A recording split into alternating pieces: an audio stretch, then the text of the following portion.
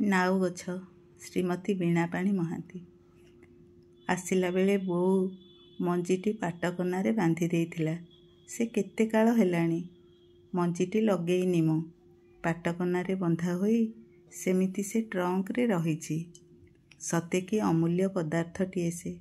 ପିଲାଏ ଥଟ୍ଟାରେ କହନ୍ତି, ବୋଉର ବୋଉ ଟ୍ରଙ୍କରେ ଅଛି। ନାଉ ଗଛ ମୋ ଘରେ ଲଗା ହୋଇନି। ବଜାରରୁ ନାଉ କିଣା ହୋଇ ଆସେ। ନାଉ କାଟିଲା ବେଳେ ମୋର ମନେ ହୁଏ ବୋଉର ସବୁ ରକ୍ତ ନାଉରେ ଜମାଟ ବାନ୍ଧି ବରଫ ପରି ଧଳା ହୋଇଯାଇଛି। ଅଜଣା କୋହ ହୃଦୟ ଥରାଇ ଉଠି ଆସେ। ମନ ହୁଏ ପଛକୁ ଫେରି ଯିବାକୁ, କେଉଁ ଦୂରକୁ ଯାହାର ସୁମାରି ନାହିଁ। ଆଖିର ଅଜଣାତରେ ଠସ୍ ଠସ୍ ଲୁହ ଝରି ପଡ଼େ ପାଟକନା ଉପରେ। ମୋରି ପିଲାଏ ଅବୁଝା ହୋଇ ବଲ ବଲ ଆଖିରେ ମୋତେ ଘେରି ଚାହିଁ ରହିଛନ୍ତି। ସେତିକିବେଳେ ମନେ ହୁଏ କାହାକୁ, କେଉଁ ଜଣକୁ ମୁଁ ଦେଇଯିବି ଏ ନାଉ ମଞ୍ଜି। ସେମାନେ କ'ଣ ବୁଝିପାରିବେ ଛୋଟ ମଞ୍ଜିର ମାହାତ୍ମ୍ୟ? ରଖିପାରିବେ ବଂଶ ବଂଶ ଧରି ଯୁଗ ଯୁଗ ପାଇଁ ମୋର ସନ୍ତକ?